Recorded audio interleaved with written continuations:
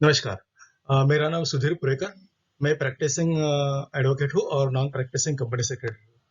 मैंने हाल ही में रजिस्ट्रार के पद से कोर्ट से वॉलंटरी रिटायरमेंट ले ली है और आपको लीगल अवेयरनेस के लिए मैंने कुछ वीडियोस बनाए हैं। इसमें से आज का मेरा वीडियो है वो है अमेंडेड कमर्शियल कोड एक्ट और साथ में अमेंडेड सीपीसी। ये आप आखिर तक दीजिए देखिए। इसे मैं अगर छोटा करता था तो आपको ज़्यादा से ज़्यादा जानकारी नहीं हो सकती थी। मैंने पीपीटी फॉर्मेट में इसे बनाया है क्योंकि आपको इसके लीगल प्रोविजन मालूम पड़े और हिंदी में आपको इसको एक्सप्लेन किया है ताकि आम आदमी को इसको पता चले।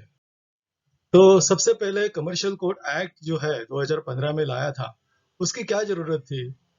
तो हमारे वर्ल्ड बैंक की जो रैंकिंग थी ईज़ ऑफ डूइंग बिज़नेस में, वो थी 200 या 300 के पीछे। हम लोग बहुत पीछे थे।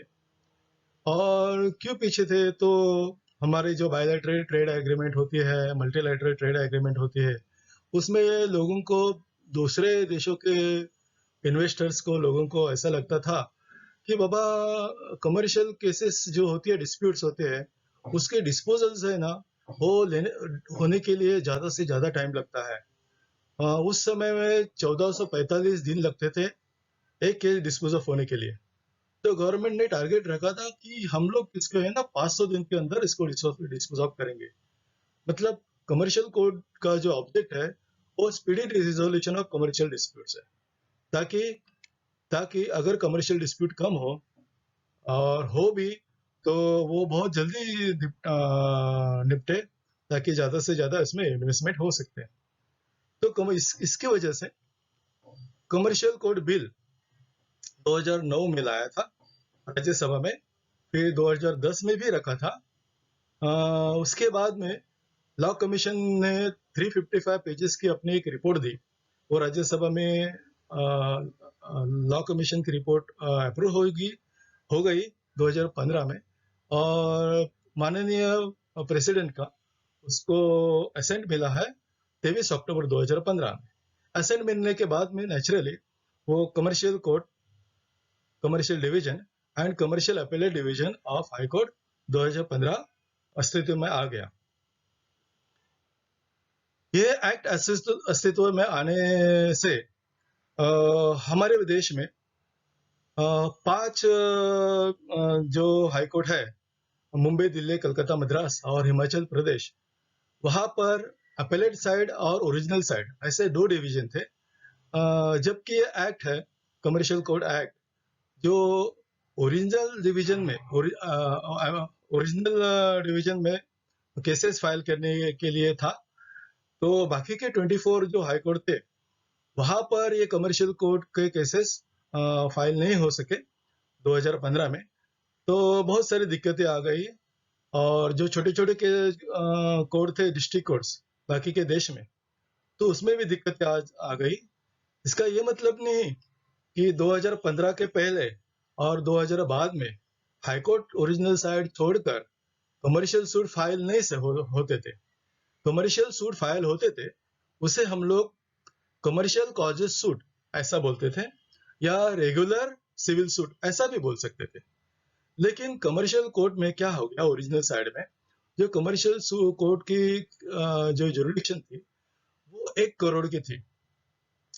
तो हर केस जो कमर्शियल नेचर का था, 1 करोड़ एंड अबव, वो ओरिजिनल साइड में जाता था। और बाकी के जो केस होते थे वो केसेस कमर्शियल कॉजेस सूट या रेगुलर सिविल सूट कहलाए जाते थे। लेकिन वो कमर्शियल कोड एक्ट में नहीं उसको फिट होता था। तो इसकी वजह से क्या हुआ कि गवर्नमेंट ने उसको अमेंडमेंट कर दिया 2018 में। उसके लिए ऑर्डिनेंस है दिनांक 3/5/2018 का। ये ऑर्डिनेंस ला के 2015 का जो कमर्शियल कोड का एक्ट है, प्रिंसिपल एक्ट, उसको अमेंड कर दिया।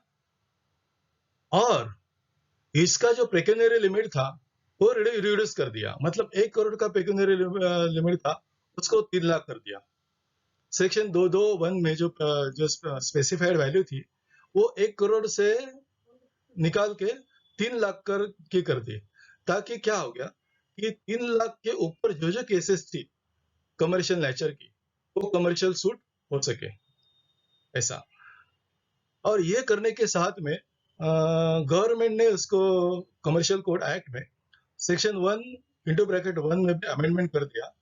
और इस अमेंडमेंट के तहत जो commercial code, commercial division and commercial appellate division act था, उसको कमर्शियल कोड एक्ट कहने लगे।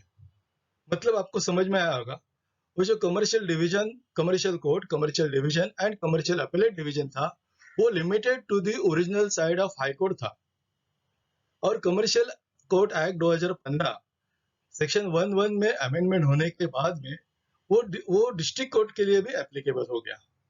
ये एप्लीकेबल होने के बाद में क्या हुआ, सेक्शन 20 में जो था, वो सेक्शन 20 में जो कमर्शियल कोर्ट अपीलेट डिवीजन का प्रोविजन था, वो रिपील कर दिया। ये रिपील करने के बाद में क्या हो गया, पूरे डिस्ट्रिक्ट में कमर्शियल कोर्ट एप्लीकेबल हो गया।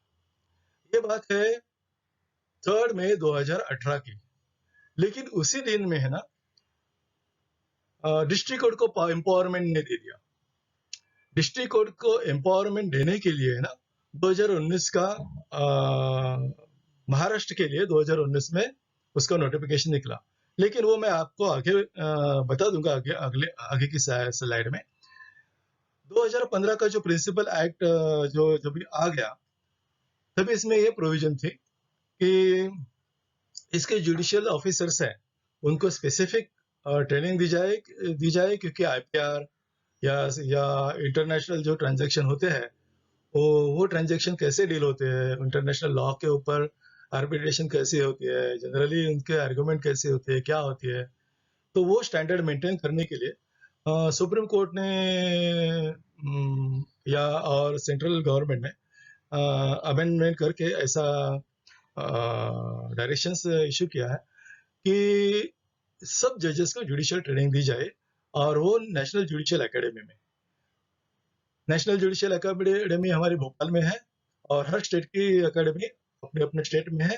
महाराष्ट्र के लिए अगर हम बोलते हैं तो महाराष्ट्र जुडिशियल एकेडमी हमारे उत्तन में है, वहां पर जुडिशियल ऑफिसर्स को ट्रेनिंग दी जाती है। इसके साथ में एक्ट में ऐसा प्रोविजन था कि state government shell provide the separate and specific infrastructure for the establishment of commercial courts, separate courts, separate building, high-tech facility, e-filing portals, video conferencing for hearing। ई-फाइलिंग के बारे में आपको बोला कि हर अभी जो कमर्शियल कोर्ट की केसेस होती है, वो ई-फाइलिंग के ही तहत होती है। फिजिकल फॉर्मेट में भी होती है, लेकिन ई-फाइल में करना जरूरी है। ई-फाइलिंग करने की वजह से आपको ना ECMT का मैकेनिज्म मिलता है, इलेक्ट्रॉनिक कोर्ट मैनेजमेंट टूल मिलते हैं। इसमें एडवोकेट कोर्ट मैनेजमेंट टूल होता है, judicial officers court management tool मिलता है। इसकी वजह से क्या होता है कि जो केस मैनेजमेंट, मैंने आपको अगले स्लाइड्स में बताऊंगा, जो टाइम पीरियड दिया हुआ है एक्ट में और रिवाइज पीसीपी अमेंडेड सीपीसी में, वो मेंटेन हो जाता है, वो इलेक्ट्रॉनिकली मेंटेन हो जाता है। आपको इलेक्ट्रॉनिक समन्स मिलते हैं, इलेक्ट्रॉनिक नोटिसेस प्रोसेसेस होता है, केस मैनेजमेंट डायरी मिलती है इसमें, या हालांकि डिक्री भी है इसमें, इलेक्ट्रॉनिक फॉर्मेट में मिलती है। आपको आपकी फिजिकल फॉर्मेट में रिलाई होने की जरूरत नहीं पड़ती है। कमर्शियल कोड एक्ट जो 2015 का है, उसमें सेक्शन 3 में ऐसा प्रोविजन है कि all state government shell constitute the district courts. इसमें सेक्शन 3A में अमेंडमेंट होने के बाद में ऐसा हो गया कि जहां पर हाईकोर्ट की ओरिजिनल साइड और अपीलेट साइड जुडिक्शन नहीं है, वहां पर गवर्नमेंट ने स्पेसिफिक नोटिफिकेशन इश्यू करना जरूरी है, और कमर्शियल कोर्ट की जो पावर्स है वो डेलीगेट करना जरूरी है। तो गवर्नमेंट हमारे बारे हम जबकि ये वीडियो हम लोग महाराष्ट्र से बनाते हैं, मुंबई से, तो गवर्नमेंट ऑफ महाराष्ट्र ने notification number SPC 1319/162/CR 36/9 dated 3/7/19 के तहत सभी डिस्ट्रिक्ट में डिस्ट्रिक्ट जजेस को कमर्शियल कोर्ट की पावर दे दी है और प्रिंसिपल डिस्ट्रिक्ट जज को कमर्शियल अपीलेट डिवीजन की पावर दे दी है। कमर्शियल कोर्ट एक्ट में, जो प्रिंसिपल एक्ट में, उसमें ये भी प्रोविजन है कि डिस्ट्रिक्ट कोर्ट की जो अपॉइंटमेंट है डिस्ट्रिक्ट जजेस की, वो गवर्नमेंट अपने तहत, अपने पावर के अपने अधिकार के तहत कर सकती है। उसमें आपको जो ऑनरेबल चीफ जस्टिस की कंकरेंस लेने की जरूरत नहीं है। जबकि कॉन्स्टिट्यूशनल है कि हर कोर्ट की सभी अपॉइंटमेंट्स गवर्नमेंट या सेंट्रल गवर्नमेंट, स्टेट गवर्नमेंट या सेंट्रल गवर्नमेंट करते हैं तो with the concurrence of the honourable chief justice of concern high court करती है। लेकिन ये एक स्पेकुलर एक्ट है जिसमें चीफ जस्टिस की कंकरेंस की जरूरत नहीं है। ली तो अच्छी बात है, अगर नहीं ली तो भी अनलॉफुल नहीं होता है। सेक्शन 4 है प्रिंसिपल एक्ट का, इसमें ऐसा है कि हाई कोर्ट का जो है वो तो अबॉलिश नहीं हो गया। हाई कोर्ट जो कमर्शियल डिवीजन है वो अबॉलिश नहीं हो गया। सेक्शन 4 के अंतर्गत high court original side commercial division establish होता है और उनकी अपॉइंटमेंट दी चीफ जस्टिस के कंकरेंस से होती है। सेक्शन 5 के तहत कमर्शियल अपीलेट डिवीजन की भी जो होती है हाई कोर्ट में, उनकी भी अपॉइंटमेंट हाई कोर्ट के ऑनरेबल चीफ जस्टिस के कंकरेंस से होते हैं। अभी कमर्शियल डिस्प्यूट क्या है और इसकी स्पेसिफाइड वैल्यू क्या है, उससे पहले सबसे पहले कि कमर्शियल कोर्ट एक्ट में सेक्शन 21C सी में सब सेक्शन 1 to 22 टाइप के, ऐसे 22 टाइप के जो डिस्प्यूट्स है वो कमर्शियल डिस्प्यूट कहलाए जाते हैं। बहुत सारे ऐसे डिस्प्यूट है, जैसे transaction between merchant, banker, financier, trader, exporter, importer, admiralty cases, maritime cases, transaction relating aircraft maintenance, leasing, carriage, infrastructure contract, tender, franchising, licensing, exploitation of natural resources, intellectual properties, insurance, management consultancy, joint venture agreement, shareholders agreement, investors agreement, mercantile agreement, agency agreements, immovable agreements, immovable property के जो related to the commercial transaction है, और any type of जो transaction है जो based on purely trade and commerce, वो commercial dispute के अंदर आते हैं। और सुप्रीम कोर्ट ने ये भी कहा है कि ये सिर्फ एग्जॉस्टिव लिस्ट नहीं है, इसमें इंक्लूसिव भी है। बहुत सारे कॉन्ट्रैक्ट है, बहुत सारे ट्रांजैक्शन है जो totally based on trade and commerce के ऊपर है, वो स्पेसिफाइड ये कमर्शियल डिस्प्यूट में कवर होते हैं 21C1 में, 21C22। तो इसमें स्पेसिफाइड वैल्यू क्या थी कमर्शियल सूट में, तो आपको बता दें कि जब ओरिजिनली 2015 में कमर्शियल कोर्ट एक्ट आया था, वो confined to the commercial court, commercial division, commercial appellate division of high court, वो confined to the high court original side था और उसकी स्पेसिफाइड वैल्यू थी 1 करोड़। तो इसका मतलब ये था, तो 2015 के बाद में जो कमर्शियल डिस्प्यूट से फाइल हो गए थे वो सभी ओरिजिनल साइड में फाइल हो गए थे, हाई कोर्ट के ओरिजिनल साइड में। तो इसका मतलब ये हो गया कि बाकी के सूट जो थे 1 करोड़ के नीचे, और बाकी के हाई कोर्ट में जो बाकी के 24 हाई कोर्ट है, वहां पर भी कमर्शियल सूट फाइल होते थे कि नहीं होते थे?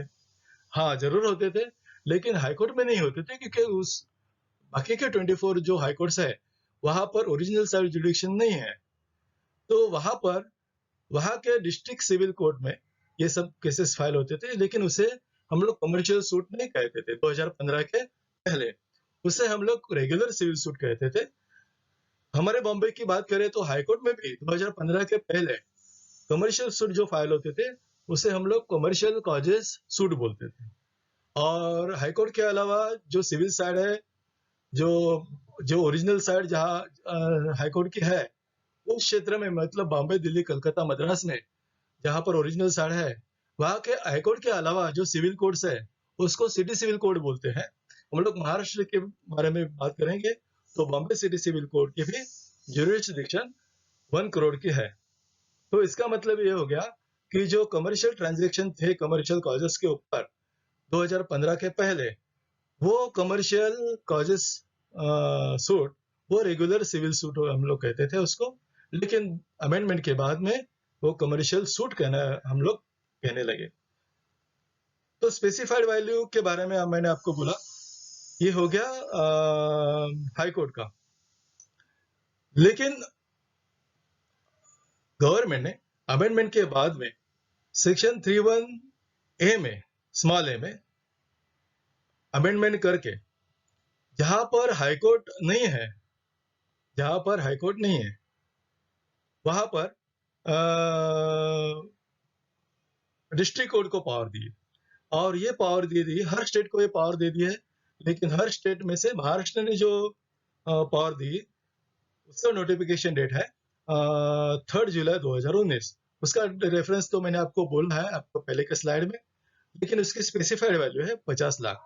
तो Bombay city civil court, Maharashtra के बारे में अगर हम लोग बात करते हैं, तो बॉम्बे सिटी सिविल कोर्ट की कमर्शियल कोर्ट के बारे में जो पेक्यूनियरी जुडिक्शन है, वो 3 लाख के ऊपर और 1 लाख के 1 करोड़ के नीचे, और उसके ऊपर जो कमर्शियल सूट है वो हाईकोर्ट की ओरिजिनल साइड में है। हालांकि बाकी के जिला डिस्ट्रिक्ट की हम लोग बात करते हैं महाराष्ट्र के, तो 3 लाख के ऊपर और 50 लाख के अंदर ये जो केसेस है वो कमर्शियल सूट हम लोग कहते हैं बाकी के डिस्ट्रिक्ट में, और उसके ऊपर हाई कोर्ट में अपील में जाती है।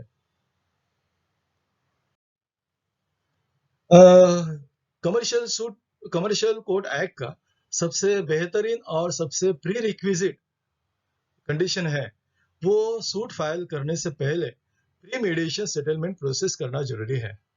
Section 12A of commercial court act में इसका प्रोविजन है।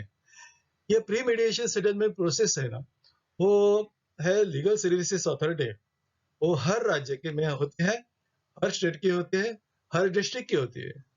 हर स्टेट का जो लीगल सर्विसेज अथॉरिटी है वो हाई कोर्ट को जुड़ा हुआ होता है, और हर डिस्ट्रिक्ट लीगल एड अथॉरिटी है और डिस्ट्रिक्ट से जुड़ा होता है। इसका मतलब ये हो गया कि हर कोर्ट में आप अगर कमर्शियल सूट फाइल करते हैं, तो वहां पर डिस्ट्रिक्ट लीगल एड अथॉरिटी या स्टेट लीगल एड अथॉरिटी होती है, तो उसमें आपको प्री मीडिएशन सेटलमेंट का एप्लीकेशन करना पड़ता है। Mumbai district legal aid authorities के एप्लीकेशन की फी है 1000 रुपया, और बाद में मीडिएशन की फीस है 10,000 रुपये। ये इनिशियल फी है, बाद में लीगल एड अथॉरिटी इसको बढ़ाती है इसके अनुसार, लेकिन इनिशियल ये फी है बॉम्बे के लिए। तो ये मीडिएशन प्रोसेस जो होता है वो 3 महीने के अंदर कंप्लीट होना जरूरी है, और 3 महीने के अंदर इसका रिपोर्ट हियरिंग करके लीगल एड अथॉरिटी उसको पार्टीज को देती है। ये रिपोर्ट अगर पार्टी को सेटिस्फाइड नहीं है, एग्री होती है, तो पार्टी उसमें कमर्शियल सूट फाइल करती है। क्या हो गया अगर पार्टी ने अदर साइड को सर्विस नहीं हो गया, पार्टी ने सर्विस किया लेकिन अदर साइड को सर्विस नहीं हो गया, ऐसे एक्सपर्टी केसेस में non starter report judicial legal services authority तैयार करती है और पार्टी को देती है। तो फिर पार्टी या तो नॉन स्टार्टर रिपोर्ट या तो फेल्ड रिपोर्ट, मतलब मीडिएशन प्रोसेस फेल हो गई, ये रिपोर्ट लगाकर अपना कमर्शियल सूट फाइल कर सकती है कोर्ट में। क्या हो गया अगर ये प्रोसेस में आपका लिमिटेशन खत्म हो गया, आज लास्ट डेट है और आज की तारीख में आप गए हैं प्री मीडिएशन सेटलमेंट में, तो इसका मतलब यह है कि आज का आपका लास्ट डेट, आपका मीडिएशन सेटलमेंट का जो रिपोर्ट है उसके बाद में 1 दिन आपको बढ़ा के मिलेगा, मतलब आपका एक्सटेंशन ऑफ लिमिटेशन होता है जितना पीरियड आप इसमें प्री मीडिएशन सेटलमेंट में आप देते हैं। दूसरी बात यह है कि प्री मीडिएशन सेटलमेंट में जो अवार्ड होता है, वो award under section 30/44 of arbitration and consolidation act 1996 के तहत इसको हम लोग अवार्ड करते हैं, और ये एग्जीक्यूटिबल अवार्ड है। जैसे हम लोग डिग्री एग्जीक्यूट करते हैं, उसे आप एग्जीक्यूट कर सकते हैं। हम लोग अभी डायरेक्ट अपील में आ गए, क्यों? मीडिएशन के बाद में जो प्रोसेस होती है वो सीपीसी के तहत होती है, मतलब सिविल प्रोसीजर कोड के तहत। कमर्शियल कोड एक्ट में मीडिएशन अमेंडमेंट होने के साथ में सिविल प्रोसीजर कोड में भी अमेंडमेंट हो चुका है। तो सिविल प्रोसीजर कोड का अमेंडमेंट मैं आपको अगली स्लाइड में बताऊंगा, और ये जो जुडिशियल प्रोसेस है, हियरिंग की, केस मैनेजमेंट की, एविडेंस की, मैं अगली स्लाइड में बताऊंगा। लेकिन अब अब की स्लाइड में हम लोग कमर्शियल कोड एक्ट के बारे में बात करते हैं। तो कमर्शियल कोड में जो अपील प्रोविजन है सेक्शन 13 में, आपको 60 डेज के अंदर आप अपील करते हैं, डिस्ट्रिक्ट कोर्ट्स के ऑर्डर के खिलाफ है तो आप डिस्ट्रिक्ट अपीलेट कोर्ट में फाइल कर सकते हैं, जहां पर प्रिंसिपल जज को ये पावर, प्रिंसिपल डिस्ट्रिक्ट जज को पावर होते हैं। और हाईकोर्ट ओरिजिनल साइड में अगर आपका कमर्शियल सूट है तो उसके खिलाफ अगर जाते हैं तो हाईकोर्ट के अपीलेट डिवीजन में आप इसमें अपील फाइल कर सकते हैं, लेकिन इसके डेट लिमिटेशन पीरियड है 60 डेज। लेकिन कमर्शियल कोर्ट एक्ट में सेक्शन 14 में इसमें भी आपको टाइम लिमिट दिए है अपील डिस्पोज ऑफ करने के लिए। तो ये है 6 महीने के अंदर अपील बेंच ने या अपील डिवीजन ने इसको अपील डिसाइड करना जरूरी है। दूसरी बात ये है, मैंने आपको बताया तो 2000 पहले के कमर्शियल सूट्स, 2000 बाद के कमर्शियल सूट और डिस्ट्रिक्ट कोर्ट को पावर देने के पहले के जो कमर्शियल सूट्स, इसमें जो डिफिकल्टीज आई है उसके बारे में क्या करें, वो सूट्स कैसे ट्रांसफर करें। तो इसमें आपको मैं बताता हूँ, सेक्शन 15 में ये प्रोविजन है कि जो cases commercial suit, commercial court act आने के बाद में फाइल हो गए हैं, लेकिन कमर्शियल सिविल सूट है, वो कमर्शियल सूट में ट्रांसफर कर सकते हैं। दूसरी बात है कि सेक्शन 19 में, अभी आपको 15 और 9 के बारे में, सेक्शन 15 और सेक्शन 19 के बारे में जानबूझ के मैं आपको एक्सप्लेन कर रहा हूँ कि सेक्शन 19 में ये प्रोविजन है कि ये जो एक्ट है ना 2015 का, वो कमर्शियल सूट प्रोस्पेक्टिव डेट से है। तो मतलब ऐसा हो गया कि डिस्ट्रिक्ट कोर्ट के लिए जो अमेंडमेंट हो चुका है तो 2018 में अमेंडमेंट हो चुका है, और 2015 से 2018 तक के सूट ट्रांसफर हो सकते हैं क्या सेक्शन 15 के अंदर? तो नहीं, क्योंकि ये प्रोस्पेक्टिव डेट में। इसके लिए तो दो डिस्ट्रिक्ट कोर्ट के लिए 2018 के बाद में जो सूट है ऑर्डिनरी सिविल सूट, वो आप कमर्शियल सूट में ट्रांसफर कर सकते हैं। लेकिन ये बात हाईकोर्ट ओरिजिनल साइड के कमर्शियल सूट के बारे में नहीं है। ये बात है क्योंकि हाईकोर्ट ओरिजिनल साइड में 2015 से जब ये एक्ट एनेक्टमेंट हो गया, कमर्शियल कोड एक्ट, तभी से सूट, कमर्शियल सूट फाइल होने शुरू हो गए थे। लेकिन डिस्ट्रिक्ट कोर्ट में 2018 से शुरू। लेकिन ये भी नहीं है कि इमीडिएटली ये, मतलब 2018 में अमेंडमेंट हो गया है एक्ट में और इमीडिएटली डिस्ट्रिक्ट जज को एम्पावरमेंट दे दिया है। ये डिस्ट्रिक्ट कोर्ट का एम्पावरमेंट कोई कोई स्टेट में 2019 में भी दे दिया है। तो इसकी वजह से ये जो 6 महीने का जो गैप था, empowerment of commercial powers to the district जज, और from the date of enactment of act, amended act, इसमें का जो पीरियड था, इसके बारे में जो सेक्शन 15 में आप जो सूट फाइल्स के बिटवीन जो सेक्शन 15 के तहत आप कमर्शियल ऑर्डिनरी सिविल सूट अगर कमर्शियल नेचर का है, सेक्शन 21C के अंदर बैठता है, तो आप नेचुरली आफ्टर अमेंडमेंट आप उसको ट्रांसफर कर सकते हैं। सबसे महत्वपूर्ण बात यह है कि सेक्शन 16 में बताया कमर्शियल कोर्ट एक्ट में कि दिस एक्ट, मतलब commercial court act, will have an overriding effect on the provision of civil procedure code. ऐसा तो कभी नहीं हो सकता है, होता है, हो सकता है। इसके लिए क्या हो गया कि अगर ये सीपीसी को अगर ओवरराइड करता है तो आपको सीपीसी अमेंडमेंट करना जरूरी है। इसी वजह से 2018 में सीपीसी अमेंडमेंट हो गया। इसकी वजह से मैंने आपको जो हियरिंग का प्रोसेस है वो कमर्शियल कोड एक्ट के अंतर्गत नहीं बताया, वो हियरिंग का प्रोसेस है, मैं आपको सिविल प्रोसीजर कोड के अमेंडमेंट के तहत बताऊंगा। तो हम लोग अभी जाते हैं कि सिविल प्रोसीजर कोड के अंदर अमेंडमेंट होने के बाद में कमर्शियल कोड कैसे चलते हैं, हम लोग अगली साइड में देखते हैं। सबसे पहली बात यह है कि कमर्शियल जो सूट होता है उसमें समरी जजमेंट के लिए आप एप्लीकेशन कर सकते हैं। ये ऑर्डर 13A अमेंडमेंट करने के बाद में आपको पावर दे दिया है, आप उसमें कर सकते हैं, लेकिन कब कौन कर सकता है? या तो प्लेंटिफ या तो डिफेंडेंट। जिनको ऐसा लगता है कि मेरे क्लेम को या मेरे डिफेंस को मैं सक्सीड नहीं कर पा सकता, या तो ऐसा भी केस में हो सकता है कि जहां पर आप एविडेंस लीड नहीं कर सकते हैं। तो क्या, क्योंकि बेसिकली कमर्शियल सूट जो होते हैं ये प्योरली ऑन डॉक्यूमेंट्री एविडेंस होते हैं। तो जहां पर आप एविडेंस लीड नहीं कर सकते, जहां पर आपके पास एविडेंस ही नहीं, तो कोर्ट है ना ओरल एविडेंस लेके समरी जजमेंट दे सकती है। लेकिन दूसरी प्रोविजन ये है कि आपको अगर एप्लीकेशन भी करना है तो कौन एप्लीकेशन कर सकता है? जो जो लोगों ने अगर summary suit under order 37 file किया है, तो समरी सूट के में आप समरी जजमेंट एप्लीकेशन नहीं कर सकते, क्योंकि कमर्शियल कोर्ट एक्ट उसको लागू नहीं होता है।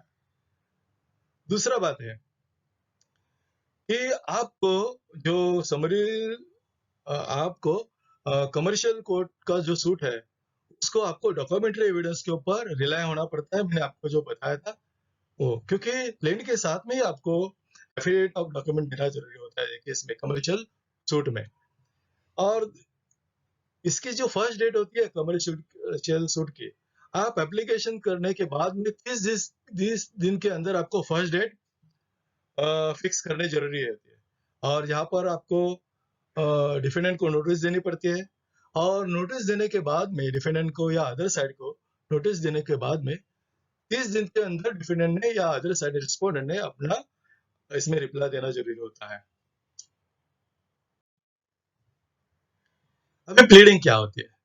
तो कमर्शियल कोर्ट के में एक्ट में मैंने आपको प्लीडिंग प्लीडिंग के बारे में नहीं बताया, क्योंकि जो प्लीडिंग होते हैं ना वो ऑर्डिनरी सिविल सूट की हो या रेगुलर सिविल सूट की हो या कमर्शियल सूट की हो, वो प्लीडिंग आपको ऑर्डर 6 ऑर्डर 7 में ही आपको देनी पड़ती है सिविल प्रोसीजर में। तो जबकि कमर्शियल कोर्ट को ओवरराइडिंग इफेक्ट है सेक्शन 16 के अंदर, तो नेचुरली सीपीसी अमेंडमेंट हो चुका है। तो सीपीसी अमेंडमेंट होने के बाद भी ऑर्डर 6 रूल 3 अमेंडमेंट हो चुका है। तो उसमें जो हाईकोर्ट ओरिजिनल साइड में जो सूट है कमर्शियल सूट फाइल करते हैं, तो आपको ओरिजिनल साइड रूल बुक के अनुसार, ओरिजिनल साइड के रूल है उसके अनुसार आपको प्लेंट फाइल करने पड़ते हैं। लेकिन अगर आपको डिस्ट्रिक्ट कोर्ट में ये सूट फाइल करनी है ये प्लेंट फाइल करनी है, तो ऑर्डर 7 रूल 2 के अनुसार उसको आप स्टेटमेंट ऑफ ट्रूथ के फॉर्म में आपको फाइल करनी पड़ती है। और ये जो फॉर्मेट है वो schedule of commercial court act 2015 में दिया हुआ है, आप उसको देख सकते हैं क्या है। क्यों स्टेटमेंट ऑफ ट्रूथ?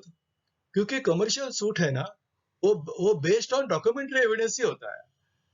आपको डॉक्यूमेंट प्रूव करने की जरूरत नहीं पड़ती है, क्योंकि document itself are the primary evidence. तो ये है कि अगर आप प्लेन फाइल करते हैं इसमें कमर्शियल सूट में और इंटरेस्ट क्लेम करते हैं, तो आपको है ना प्रिंसिपल और इंटरेस्ट का कंसाइज स्टेटमेंट देना जरूरी पड़ता है। आप अगर दूसरा सेक्शन 34 का ऑफ सीपीसी अगर फाइल करते हैं ट्रांजैक्शन के ऊपर किसी भी, या कमर्शियल ट्रांजैक्शन के ऊपर या कॉन्ट्रैक्ट के ऊपर आप फाइल करते हैं, या किसी एक्ट के तहत आप फाइल करते हैं जैसे कैरेज एक्ट के ऊपर या सेल ऑफ गुड एक्ट के ऊपर या इंडियन कॉन्ट्रैक्ट के एक्ट के ऊपर, इंडियन पार्टनरशिप एक्ट के ऊपर, तो आपको वो एक्ट के ऊपर आपको कमेंट करना जरूरी है, उसके ऊपर आप रिलाई होना जरूरी होता है। और वो टर्म्स ऑफ कॉन्ट्रैक्ट आपको रिलाई होना जरूरी होता है, स्पेसिफाई करना जरूरी होता है, या स्पेसिफाई कॉन्ट्रैक्ट आपको रिलाई होना जरूरी होता है। इस प्लेंट के साथ में जनरली सिविल सूट के साथ में प्लेंट होती है, प्लेंट के साथ में वेरीफाई करना पड़ता है ऑर्डर 615 के हिसाब से। इसमें भी 615 ए मॉडिफाई हो गया है, ऑर्डर 615 ए में मॉडिफाई होके अमेंडमेंट होके इसमें है ना आपको प्लीडिंग लगाना मैंडेटरी हो गया है। और ये प्लीडिंग सबसेक्शन 1 to 5 के तहत जो कंडीशन है वो क्या है मैं आपको बताता हूँ। ये जो प्लीडिंग है, जो साइन और वेरीफाई कौन करता है? कि जो इसको साइन और वेरीफाई करता है वो अपना जो केस है, अपना एविडेंस है, वो प्रूव कर सके। क्योंकि कमर्शियल कोर्ट का जो सूट होता है वो बेस्ड ऑन डॉक्यूमेंट्री एविडेंस होता है। तो ये सब डॉक्यूमेंट प्रूव करने के लिए जो प्रूव करने वाला पर्सन है उसने ही ये सूट साइन और वेरीफाई करना जरूरी है। दूसरी बात है कि आप जब अमेंडमेंट करते हैं तो जनरली सिविल प्रोसीजर कोड में अमेंडमेंट करते हैं तो अमेंडमेंट भी वेरीफाई करते हैं, वेरीफाई करे या नहीं करे या डिक्लेरेशन देते हैं कि जो अमेंडमेंट किया है वो सही है। लेकिन कमर्शियल कोर्ट में, कमर्शियल सूट में अमेंडमेंट भी वेरीफाई करना मैंडेटरी है। अगर ये अमेंडमेंट भी वेरीफाई नहीं हो गया तो नेचुरली आपका सूट स्ट्राइक आउट हो सकता है, आपके प्लीडिंग है ना स्ट्राइक आउट हो सकता है। तीसरी बात है कि मैंने आपको अभी कहा कि प्लेंट के साथ में आपको एफिडेविट ऑफ डॉक्यूमेंट देते हैं और आपको रिलाई होना जरूरी है। आपको इसको बाद में आपको एफिडेविट ऑफ डॉक्यूमेंट और बाद में जो आप एफिडेविट ऑफ डॉक्यूमेंट नहीं लगाया है उसको रिलाई नहीं हो सकते। प्लेंट के बाद में रिटर्न स्टेटमेंट सर्विस आप अब करते हैं किसी प्लेंट को तो रिस्पोंडेंट ने या डिफेंडेंट ने 30 दिन के अंदर 30 दिन के अंदर आपका रिटर्न स्टेटमेंट फाइल करना जरूरी है। ये सिविल कोर्ट के अंदर में भी, सिविल केसेस के अंदर में भी और कमर्शियल कोर्ट के अंदर में भी। लेकिन क्या होता है, सिविल कोर्ट में 90 डेज का टाइम दे दिया जाता है और एक्सटेंडेड टाइम भी दे दिया जाता है पेक्युलर सर्कमस्टेंसेस के अनुसार। लेकिन कमर्शियल सूट में क्या होता है कि ज्यादा से ज्यादा जो टाइम लिमिट है वो 120 डेज की है। मतलब आप 120 डेज के अंदर 30 डेज के अंदर आपको रिटर्न स्टेटमेंट फाइल करना जरूरी है। और ज्यादा से ज्यादा एक्सटेंडेड जो पीरियड होता है वो आपको 120 डेज के अंदर ही आपको रिटर्न स्टेटमेंट फाइल करना जरूरी होता है। और ये भी subject to the cost to the other side होता है। कोर्ट आपको कॉस्ट अवॉर्ड करती है और ये कॉस्ट आपको भरना जरूरी है। अगर आपने जानबूझ के नहीं फाइल किया और कोर्ट के डायरेक्शंस को नहीं माना तो नेचुरली आप अपना जो रिटर्न स्टेटमेंट फाइल करने का जो राइट है वो आप खो जाते हैं, फॉरफिट कर जाते हैं। कोर्ट आपको रिटर्न स्टेटमेंट फाइल करने को अलाउ नहीं करते। तो रिटर्न स्टेटमेंट में क्या होता है, जनरली क्या होता है सिविल सूट में हम लोग रिटर्न स्टेटमेंट मेयरली जो एलिगेशन होता है प्लेन में वो पॉइंट टू पॉइंट हम लोग डिनाई करते हैं। लेकिन कमर्शियल कोर्ट में ना सेक्शन 3A है ना वो जो अमेंडमेंट हो चुका है और 3A में 1 to 5 में जो सब रूल है उसमें क्या क्या प्रोविजन किया है कि denial shall be in the manner of 3, 4 and 5 sub of rule. तो defendant shall in his written statement state which allegation he denies and which allegation he admit। तो स्पेसिफिक एलिगेशन और स्पेसिफिक डिनाइल होता है। और जो deny होता है तो वो कैसे प्रूव करेगा डिफेंडेंट। और दूसरी बात है कि प्लेंटिफ जो प्रूव करने वाला है एलिगेशन वो कैसे प्रूव करेंगे, इसके बारे में भी वो डिफेंडेंट अपने रिटन स्टेटमेंट में चैलेंज कर सकता है। अगर डिफेंडेंट के पास प्लेंटिफ की जो केस है उसके अलावा डिफरेंट केस है तो डिफेंडेंट उसी में रिटर्न स्टेटमेंट में देना जरूरी है। जनरली रिटर्न स्टेटमेंट में डिफरेंट जो ओरिजिन होती है डिफेंडेंट की वो हम लोग काउंटर क्लेम के तहत हम लोग देते हैं या उसके लिए सेपरेट सूट फाइल करते हैं। लेकिन कमर्शियल सूट में अगर डिफरेंट वर्जन है आपका तो आपको रिटर्न स्टेटमेंट में ही देना जरूरी है, बाद में कोर्ट इसे एक्सेप्ट नहीं करती है। चौथी बात, अगर डिफेंडेंट उसको जुडिक्शन को चैलेंज करता है, कमर्शियल कोर्ट के जुडिक्शन को चैलेंज करता है तो डिफेंडेंट को स्पेसिफिकली बताना पड़ता है कि अगर कमर्शियल कोर्ट में नहीं है तो कौन से कोर्ट को जुडिक्शन है। जनरली सिविल कोर्ट में ऐसा नहीं होता है, वो तो उसके ऊपर नहीं होता प्रूव करना, डिफेंडेंट के ऊपर तो प्रूव करना जरूरत नहीं होता है कि कौन से कोर्ट का है। लेकिन कमर्शियल कोर्ट में डिफेंडेंट को जरूरत होता है कि ये केस कमर्शियल कोर्ट का नहीं तो कौन से कोर्ट का है।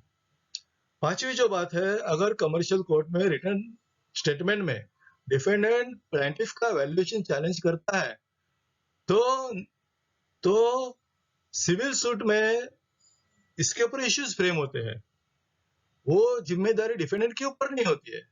तो ओनर्स ऑफ प्रूफ है वो प्लेंटिफ के होता है सिविल सूट में। लेकिन कमर्शियल सूट में आप अगर चैलेंज करते हो प्लेंटिफ का वैल्यूएशन, तो आपका वैल्यूएशन क्या है ये देना जरूरी होता है। तो ये रिटर्न स्टेटमेंट में ये सब होना जरूरी होता है। अगला प्रोसेस होता है वो discovery and inspection of document. Commercial suit जो अमेंडमेंट हो गया, कमर्शियल कोर्ट अमेंडमेंट हो गया, उसमें सीपीसी में ऑर्डर 11 भी अमेंडमेंट हो चुका है। तो generally inspection discovery of and inspection हम लोग सिविल कोर्ट में देते हैं। तो इसमें ये कमर्शियल सूट में डिस्कवरी एंड इंस्पेक्शन की बात कब होती है, क्योंकि प्लेंटिफ है ना, वो अपना at the time of filing of the suit अपने डॉक्यूमेंट देता है जो प्रूव करता है। और ये जो डॉक्यूमेंट है और एविडेंस के लिए एफिडेविट ऑफ एविडेंस के साथ अगर जोड़ता है तो साथ में उसके फोटोकॉपी भी जोड़ता है। और इसके तहत इसकी सर्विस जो होती है वो सामने सामने डिफेंडेंट को देना जरूरी होती है, एफिडेविट ऑफ डॉक्यूमेंट की, या थर्ड पार्टी को भी देना पड़ता है। और जो आप एफिडेविट ऑफ डॉक्यूमेंट में डॉक्यूमेंट रिलाय नहीं किए वो आप बाद में उसको एडिशनल एफिडेविट में नहीं दे सकते हैं। तीसरी बात यह है कि जनरली ऐसा होता है कि प्लेंटिफ का सूट होता है और उसके पास डॉक्यूमेंट नहीं होते हैं, लेकिन वो उसकी केस होती है। डिफेंडेंट के पास डॉक्यूमेंट होते हैं या थर्ड पार्टी के पास डॉक्यूमेंट होती है, लेकिन उसकी तो केस होती है। तो उसमें हम लोग सिविल केस में हम लोग रिलाय होते हैं, हम लोग एक गवर्नमेंट डालते हैं। लेकिन कमर्शियल कोर्ट में आपको स्पेसिफिक गवर्नमेंट देना पड़ता है कि मैं ये पर्टिकुलर डॉक्यूमेंट के ऊपर रिलाय हो चुका हूँ, मैं इसको मानता हूँ, ये मेरा एग्जिबिट है, मैं इसको एविडेंस देना चाहता हूँ, लेकिन ये डॉक्यूमेंट मेरे पास नहीं है, ये डॉक्यूमेंट है डिफेंडेंट के पास या थर्ड पर्सन के पास में। तीसरी बात है कि आपको जो डॉक्यूमेंट के ऊपर रिलाय हो गए उसके ऊपर ही आप एविडेंस दे सकते हैं, लेकिन कोर्ट एडिशनल डॉक्यूमेंट के ऊपर आपको एविडेंस देना अलाउ नहीं करती है। लेकिन कोई एग्जाम्पलरी केसेस में या स्पेसिफिक केसेस में कोर्ट आपको अलाउ करेगी, लेकिन उसको आपको एग्जाम्पलरी कॉस्ट देना पड़ेगा। लेकिन ये भी डिस्क्रिप्शन होता है कोर्ट का और अकॉर्डिंग टू द सर्कमस्टेंसेस होता है। तीसरी बात यह है कि 1C में जो अमेंडमेंट हो गया वो प्लेंटिफ या डिफेंडेंट जो एफिडेविट फाइल किया है एविडेंस में वो विड्रॉ भी कर सकता है। लेकिन एफिडेविट फाइल करने के बाद में, विड्रॉल होने के बाद में, इसका ये मतलब नहीं हो गया कि आपने जो एलिगेशन किया है वो दूसरी पार्टी मानेगी। दूसरी पार्टी का तो राइट होता है उसको रिब्यूट करने का। केस मैनेजमेंट हियरिंग जो कमर्शियल कोर्ट एक्ट में दी है, वो case management hearing CPC amendment होने के बाद में ही आप उसको इम्प्लीमेंट कर सकते थे। इसकी वजह से ऑर्डर 15A अमेंडमेंट होकर केस मैनेजमेंट हियरिंग इम्प्लीमेंट हो चुका है। तो सबसे पहले जो केस में हियरिंग होती है सर्विस ऑफ समन्स के बाद में, वो विदिन 4 वीक होती है, within 4 week after filing affidavit of document और after filing affidavit of service. तो फर्स्ट केस मैनेजमेंट हियरिंग होती है वो 4 वीक के अंदर होनी जरूरी है। और केस मैनेजमेंट जो हियरिंग होती है, ये जो रेगुलर हियरिंग होती है, वो 6 महीने के अंदर आपको कंप्लीट होनी जरूरी होती है। इसमें कोई एक्सटेंशन नहीं है। लेकिन आप अगर इसमें एडजर्नमेंट की एप्लीकेशन करते हैं तो सिविल केस में जनरली प्रेसिफी देके एडजर्नमेंट होता है, कमर्शियल कोर्ट में आपको प्रेसिपी देके नहीं एडजमेंट मिलेगी, आपको स्पेसिफिक एप्लीकेशन देना पड़ेगा एफिडेविट के साथ में, और वो भी अगर कोर्ट अलाउ करती है सर्कमस्टेंसेस देख के और subject to payment of cost, तो भी आपको अलाउ होती है, नहीं तो नहीं अलाउ होती है। तीसरी बात यह है कि आप जानबूझ के इसको केस मैनेजमेंट को अवॉइड करते हैं, आप नहीं आते कोर्ट में, तो नेचुरली कोर्ट क्या करती है, अगर प्लेंटिफ का सूट होता है और प्लेंटिफ ही नहीं आता है तो नेचुरली कोर्ट उसको डिसमिस कर सकती है, और डिफेंडेंट के खिलाफ है और डिफेंडेंट नहीं आ रहा है, डिफेंडेंट जानबूझ के उसको टाइम ले रहा है, उसको टाइम बर्बाद कर रहा है कोर्ट का, और नहीं मानता है कोर्ट के ऑर्डर, तो इसमें एक्स पार्टी ऑर्डर पास हो सकती है।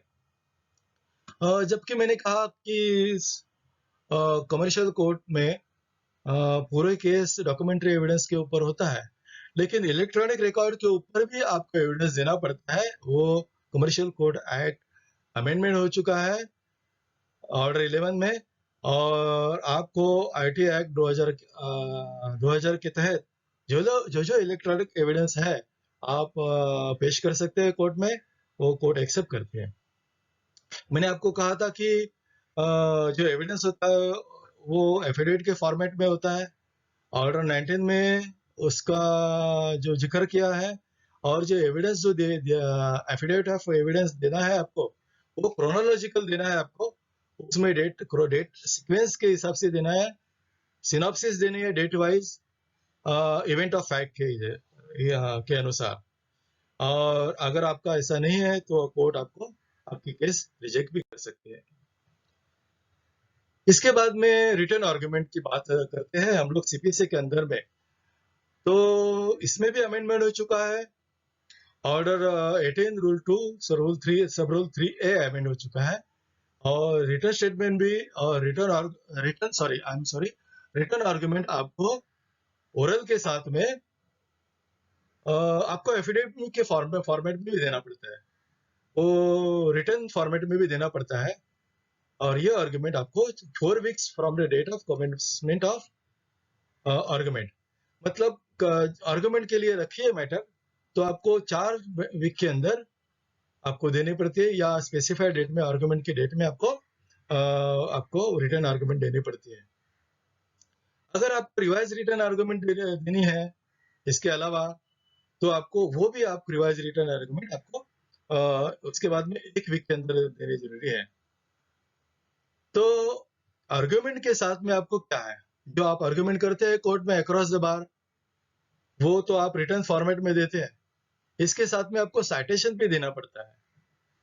आपने डॉक्यूमेंट्री एविडेंस तो दे दिया है, लेकिन आप जिस एक्ट के ऊपर, जिस सेक्शन के ऊपर, तो मैंने कहा आपको कैरेज एक्ट है, पार्टनरशिप एक्ट है, कॉन्ट्रैक्ट एक्ट है, बहुत सारे अपने देश में जो ट्रेड एंड कॉमर्स के ऊपर कमर्शियल एक्ट है, जो कॉर्पोरेट एक्ट हम लोग बोलते हैं, वो एक्ट में रिलाय होते हैं, उसके बारे में आपको जिक्र करना जरूरी होता है, और आप जो साइटेशन रिलाय होते हैं वो भी जोड़ना पड़ता है, और साथ में 3C के अनुसार आपको अपोजिट पार्टी को साइमल्टेनियसली सर्विस करना जरूरी होता है।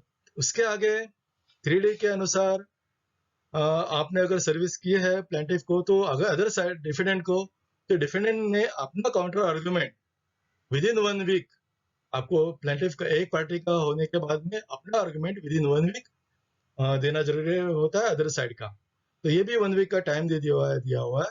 उसके लिए भी मैंने बोला आपको, जैसे केस मैनेजमेंट में दिया है कि no adjournment for return submission नहीं, लेकिन कोर्ट दे सकती है थोड़ा सा टाइम, लेकिन considering the complexity of case, लेकिन सब्जेक्ट टू कॉस्ट, ये भी सब्जेक्ट टू कॉस्ट है। इसके आगे सब रूल 4 में भी अमेंडमेंट हो चुका है, 1A ऐड चुका हो गया कि जो आप एविडेंस विटनेसेस देते हैं, तो विटनेसेस के भी एफिडेविट देना जरूरी है। तो जनरली सिविल केस में हम लोग क्या करते हैं कि जो corroborating एविडेंस होता है, वो जो सेकेंडरी एविडेंस होता है, वो एडिशनल विटनेसेस हम प्रोड्यूस करते हैं। इसमें ऐसा नहीं, इसमें आपको एडिशनल विटनेसेस के लिए भी आपको अलग अलग एविडेंस का एफिडेविट देना पड़ता है केस मैनेजमेंट हियरिंग में, और party shall not lead additional evidence unless sufficient cause. ये एडिशनल एविडेंस देने के लिए भी आपको कोर्ट को कॉज दिखाना जरूरी पड़ता है। इसके आगे है कि कोर्ट को जजमेंट देना है आपका हियरिंग होने के बाद में, तो को इसमें भी अमेंडमेंट हो चुका है। ऑर्डर 20 में रूल 1 में कोर्ट को 60 डेज के अंदर में जजमेंट और डिक्री देनी है और ज्यादा से ज्यादा 90 डेज का टाइम दिया हुआ है। कमर्शियल कोड एक्ट में 35A का भी अमेंडमेंट हो, सिविल प्रोसीजर में 35A का भी अमेंडमेंट हो गया। क्या अमेंडमेंट हो गया है? तो जनरली सेक्शन 35 है सीपीसी का, उसमें बिल ऑफ कॉस्ट हम लोग बनाते हैं डिग्री में, तो उसमें कोर्ट फीस आती है, इसमें आता है एडवोकेट फीस, इसमें प्रोसेस कॉस्ट होता है और कॉस्ट होता है। जनरली कॉस्ट इसमें सिविल सूट में जनरली कॉस्ट नहीं होता है, क्योंकि आपका जो सिविल सूट होता है वो कॉस्ट बेस्ड नहीं होता है, वो कॉस्ट कॉन्सिक्वेंशियल होता है, तो उसमें जनरली सिविल सूट में कॉस्ट नहीं होता है। लेकिन कमर्शियल सूट में आपको कॉस्ट देना जरूरी पड़ता है। क्यों कॉस्ट देना पड़ता है? क्यों? कौन से पॉइंट के ऊपर? तो उसमें एग्जाम्पलरी कॉस्ट होता है, कॉम्पेंसेटरी कॉस्ट होता है कि आपने सूट फॉल्स बेसिस के ऊपर फाइल किया है, वेक्साशियस सूट है, तो उसको आपको नेचुरली कोर्ट आपके ऊपर कॉस्ट लगाती है, आपने उसमें प्लेन में करे या ना करे कॉस्ट के प्रेयर, आपको कॉम्पेंसेटरी कॉस्ट उसमें बिल ऑफ कॉस्ट में लेना पड़ता है। इसके अलावा कमर्शियल कोर्ट में जो विटनेस भत्ता होता है, विटनेस जो आते हैं केसेस में, उसमें विटनेस भत्ता भी आपको कॉस्ट में लेना पड़ता है, विटनेस चार्जेस भी लेना पड़ते हैं। तो ये सब कमर्शियल कोर्ट सूट में जो बिल ऑफ कॉस्ट में हम लोग लेते हैं। मैंने आपको कहा था कि ये मैंने पीपीटी फॉर्मेट में बनाया हुआ है और लीगल प्रोविजन होने की वजह से आपको लीगल प्रोविजन आप लिख सकते हैं इसको, और जनरली ऑर्डिनरी पब्लिक के लिए उसको आपको समझने के लिए मैंने उसको ओरल फॉर्मेट में बनाया हुआ है। और डिस्क्लेमर इसलिए क्योंकि ये कमर्शियल कोर्ट एक्ट के ऊपर मैंने आपको इसको अवगत कराया हुआ है, जो एक्ट के ऊपर कोई कॉपीराइट नहीं होता है। दूसरी बात यह है कि ये मैं रजिस्ट्रार था कोर्ट का, और मैं अपना पर्सनल एक्सपीरियंस शेयर कर रहा हूँ ताकि आपको ज्यादा से ज्यादा इसको नॉलेज मिल सके। मैंने इसके अलावा 2-3 सब्जेक्ट के ऊपर और भी वीडियो बना के रखी है, जो सूट वैल्यूएशन कैसे करती है, सिविल सूट कैसे करते हैं, ये भी मैंने पीपीटी फॉर्मेट में किया है। और इसके अलावा जो एक महत्वपूर्ण जो मैंने वीडियो बना के रखी है, वो विक्टिम कंपनसेशन स्कीम होते हैं, जो हमारे बहनें, हमारे बेटियां जो रेप का शिकार होती है, जो अपने बर्न का शिकार होते हैं डोमेस्टिक वायलेंस में, या जनरली एसिड अटैक के शिकार होती है, उनको कंपनसेशन कैसे होती है, क्या मिलती है, कैसे होती है, वो भी बना के रखी है वीडियो मैंने। आप इस वीडियो को लाइक करिए, अब नीचे लिंक मैंने दे दी है, आप उसको देखिए, जरूर देखिए। मैं अलग अलग वीडियो बनाता हूँ, एविडेंस कैसे लेते हैं, एग्जीक्यूशन कैसे करते हैं, क्या क्या कोर्ट में होता है प्रोसीजर, मैं आपको बताऊंगा, आपके ध्यान में आ जाएगा, आपको उसका फायदा हो सकता है। आप मुझे फीडबैक कर सकते हैं। Thank you very much.